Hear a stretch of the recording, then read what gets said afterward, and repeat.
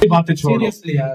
PM Modi आ रहे हैं, हाँ चाहे पाकिस्तान हो, चाहे टर्की हो, हाँ चाहे चाइना हो, चाइना हो। चाहे कोई भी देश आ जाए, हाँ वो चाहे खालिस्तान के लोग हाँ हों हाँ। और बोले कि हम इधर प्रोटेस्ट करेंगे, किसी को घंटा फर्क नहीं पड़ने गवर्नमेंट वाला। करने भी उनकी नहीं देगी भाई, कुछ भी स्टेट नहीं कर विजिट सकते पे ना बुलाया है। भाई, स्टेट हाँ। विजिट है, वो कुछ भी नहीं कर सकते। वो आप कुछ भी नहीं मानो कोई या कर न सकता। मानो। ये चीज अलग है, हाँ ये एक साइड पे, इसको तो कोई पूछेगा भी नहीं, मैं कहता हूँ। वाकई में। और अब आते इस हैं, टाइम देखो मोदी जी पहुंचे नहीं है तो ये हाल है लोगों को, जब ये पहुंचेंगे तो पहुंचे क्या हाल नहीं है होगा। तो ये भाई दुल्हन की तरह प्रोटेस्टर की तो मैं कहता हूँ आज ही दब जाएगी इनकी। जब दुनिया में भारत की शान का जयगान होता है तो पाकिस्तान के हुक्मरानों का दर्द छलक आता है। जब दुनिया में भारत की शक्ति का उत्थान होता है तो पाकिस्तान की आंखों से आंसू बहने लगते हैं। जब हिंदुस्तान की वैश्विक हुंकार दुनिया के आसमान में गूंजती है तो पाकिस्तान के हुक्मरानों के पसीने छूट जाते हैं और जिन्ना के मुल्क में मातम छा जाता है। पाकिस्तानी हुक्मरानों के सीने में उठी ये हूक, ये चीत्कार और जिन्ना के मुल्क में मौजूद हालात को लेकर उठा ये हाहाकार एक बार फिर तब सामने आया है जब प्रधानमंत्री नरेंद्र मोदी के अमेरिकी दौरे के लिए वहां स्वागत की तैयारियां की जा रही हैं। पीएम मोदी 21 जून से अमेरिका के साथ साथ इजिप्ट के दौरे पर भी जाने वाले हैं, लेकिन उससे पहले ही पाकिस्तानी रक्षा मंत्री का दर्द छलक गया। पाकिस्तानी मीडिया के मुताबिक पाकिस्तान के रक्षा मंत्री ख्वाजा आसिफ ने कहा कि अमेरिका की तरफ से भारत के साथ संबंधों को गहरा करने से इस्लामाबाद को कोई समस्या नहीं है। ये बातें ख्वाजा आसिफ ने अमेरिकी मैगजीन न्यूज वीक के साथ एक इंटरव्यू में कही। ख्वाजा आसिफ ने कहा कि इंडिया एक बड़ा बाजार है, दुनिया में हर जगह बड़ी अर्थव्यवस्थाएं भारत को भागीदार बनाना चाहती हैं, जबकि पाकिस्तान एक कमजोर अर्थव्यवस्था है।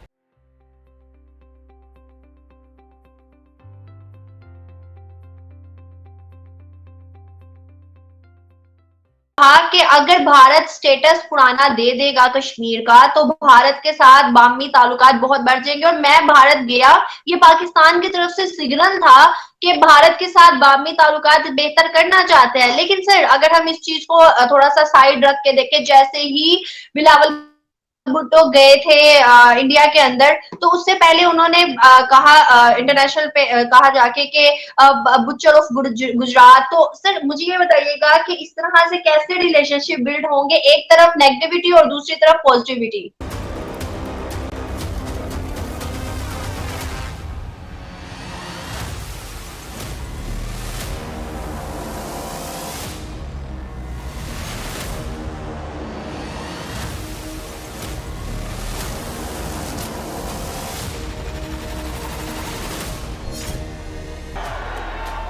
जब दुनिया में भारत की शान का जयगान होता है तो पाकिस्तान के हुक्मरानों का दर्द छलक आता है। जब दुनिया में भारत की शक्ति का उत्थान होता है तो पाकिस्तान की आंखों से आंसू बहने लगते हैं।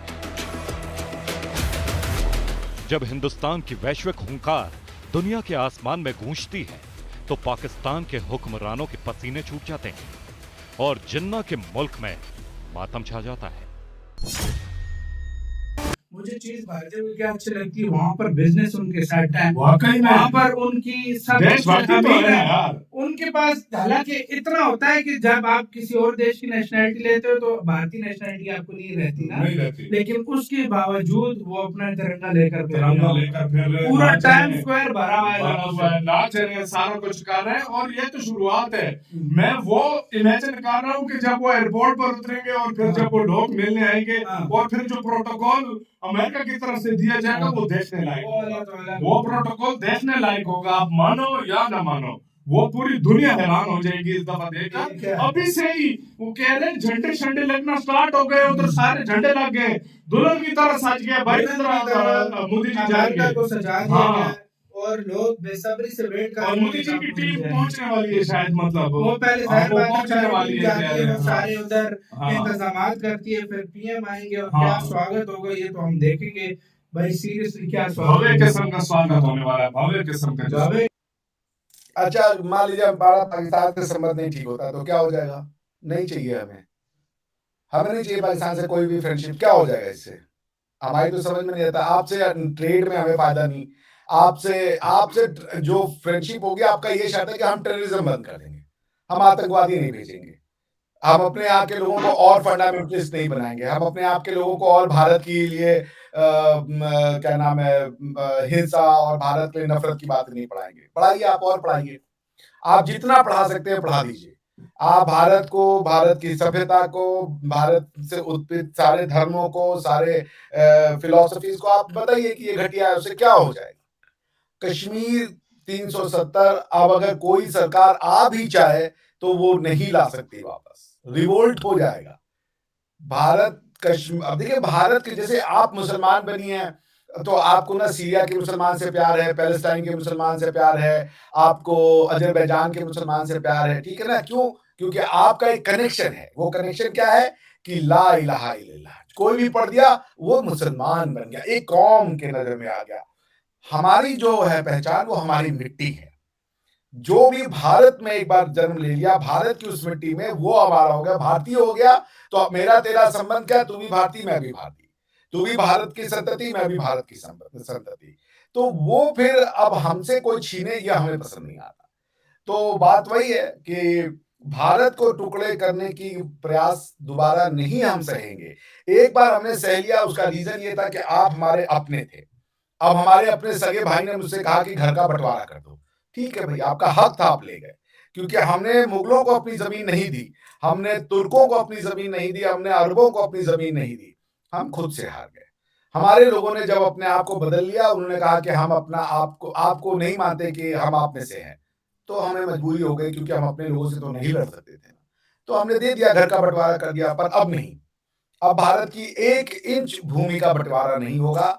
भारत की एक, चाहे किसी का धर्म हिंदू हो, मुसलमान हो, क्रिश्चियन हो, कोई नया रिलीजन आ जाए, कोई अपनी सब रिलीजन छोड़े, भारत एक था, अखंड रहेगा। आप हमसे पॉलिटिकली जुदा हो सकते हैं, हम आपको पॉलिटिकली अपना हिस्सा नहीं मानते, कल्चरली हम आपको अपना हिस्सा मानते हैं, पर अगर आप इसी तरीके से करते रहेंगे, अगर आपकी यही जो आपका रवैया रहेगा, तो फिर हम कल्चरली भी आपको हिस्सा मानना बंद कर देंगे। तो क्या हो जाएगा? भारत से आप भुट्टो साहब से पूछो, हम नहीं चाहते आपसे बढ़िया रिलेशन, अब आप क्या करेंगे? आतंकवादी भेजेंगे और क्या कर लेंगे कि न्यूक्लियर बम मार देंगे हमारे ऊपर, और क्या कर देंगे, सेना को भेज देंगे हमारे ऊपर। आपसे हमें एक पैसे का फायदा नहीं होता, और आपके लिए हमें अगर 2-3 बिलियन डॉलर इधर उधर करने रहे तो हमको कोई दिक्कत नहीं है।